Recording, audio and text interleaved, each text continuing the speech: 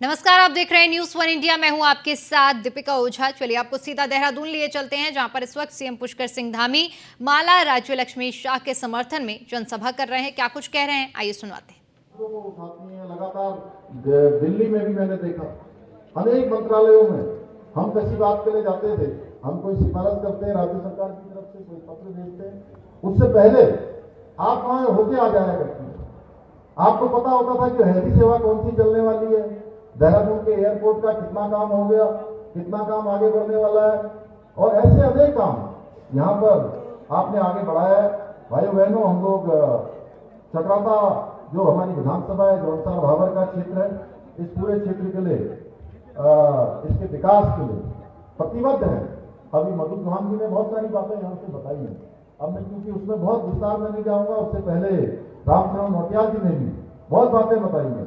तो ये पर्यटक स्थल के रूप में ये अलग, क्योंकि हमारे बहुत सारे आज पर्यटक स्थल धीरे धीरे विकसित हो रहे हैं, नए रूप में, नए स्वरूप में उनको पूरी दुनिया के सामने उनका प्रस्तुतिकरण हो रहा है। तो आने वाले समय में हमारा एक चक्राता, यहाँ भी असीम संभावनाएं हैं, असीम संभावनाएं पर्यटन की हैं, धार्मिक पर्यटन की हैं, तीर्थाटन की हैं। उस क्षेत्र में हम इसको विकसित करेंगे। नवीन चक्राता टाउनशिप को बसाने के लिए मास्टर प्लान तैयार किया गया है और इसमें 2 करोड़ रुपए की धनराशि भी स्वीकृत हो गई है। और इसके बनने से कालसी और चक्राता तहसील के और पूरे जौनसार के लगभग 40 गांवों को इसमें विकसित किया जाएगा, उनको हर प्रकार से विकास की ओर आगे बढ़ाया जाएगा। इसके साथ ही इस विधानसभा क्षेत्र में हमने बहुत सारे सड़क मार्गों के निर्माण के लिए भी धनराशि स्वीकृत की है और इन मार्गों का निर्माण लंबे समय से अधर में अटका हुआ था। मेरे संज्ञान में ये बात आई, आप सब लोगों ने मुझे बताया और मैंने इसका संज्ञान लेते हुए सारी जो धनराशि जिसकी स्वीकृति होनी थी वो स्वीकृति हो गई है, कुछ और स्वीकृतियां होनी है।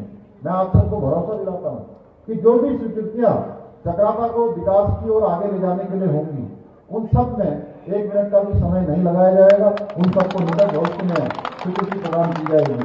भाइयों बहनों, हम सब जानते हैं आदरणीय प्रधानमंत्री मोदी जी के नेतृत्व में देवभूमि में विकास के कई सारे नए आयाम स्थापित हुए हैं।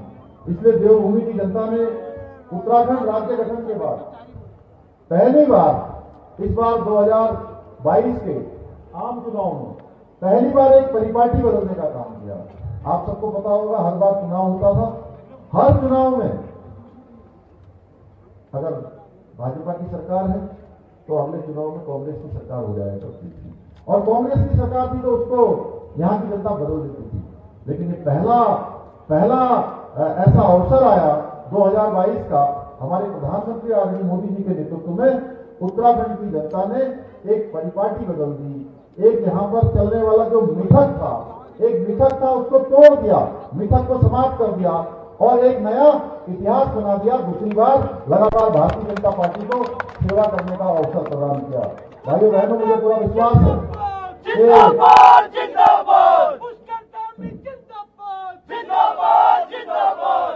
मैं अनेक अवसरों पर जो हमारे जौनसार भागों से जुड़े हुए कार्यक्रम होते हैं, चाहे सांस्कृतिक कार्यक्रम होते हैं, सामाजिक कार्यक्रम होते हैं, खेलकूद के कार्यक्रम होते हैं, कोई भी कार्यक्रम होते हैं, चाहे हरिपुर घाट बनाने का हो या पिछले दिनों जौनसार महोत्सव की बात हो, मैं सारे कार्यक्रमों में व्यक्तिगत रूप से सम्मिलित होता हूं और केवल शरीर से सम्मिलित नहीं होता हूं, दिल से सम्मिलित होता हूं। इसलिए मैं आज आप सबके बीच में आया हूं और जब भी मैं इस क्षेत्र में आता हूं, पूरे इस जौनसार क्षेत्र में आता हूं, यहां से लेकर पुरुआ और डामटा तक, तब मुझे लगता है कि मैं उस दिन पहले से ही थोड़े मेरे मन में उत्सुकता रहती है कि कब जल्दी से जल्दी आप सबके बीच में पहुंचूं।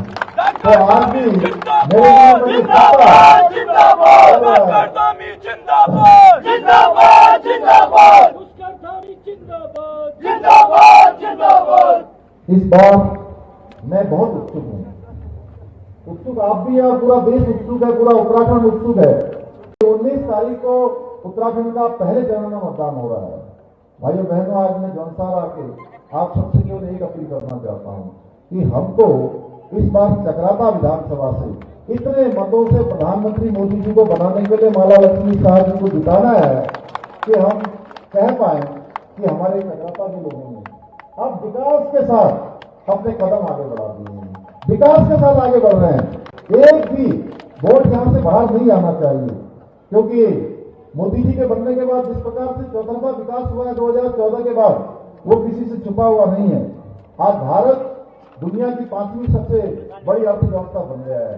ऐसे समय में बन गया है जब पूरी दुनिया अव्यवस्थित हो गई है। आप देखिए बड़े बड़े देश, जो बड़े बड़े डेवलप कंट्री हैं, उनकी भी अर्थव्यवस्था पूरी तरह से चरमरा गई है, पूरी तरह से खराब हो गई है, पटरी से उतर गई है। ऐसे समय में भारत की अर्थव्यवस्था 11वें नंबर से 5वें नंबर की अर्थव्यवस्था बन गई है भाइयों बहनों। और विकसित भारत के संकल्प के साथ हम भारत को विश्व की सबसे बड़ी अर्थव्यवस्था बनाने के लिए काम कर रहे हैं। और मोदी जी ने कहा है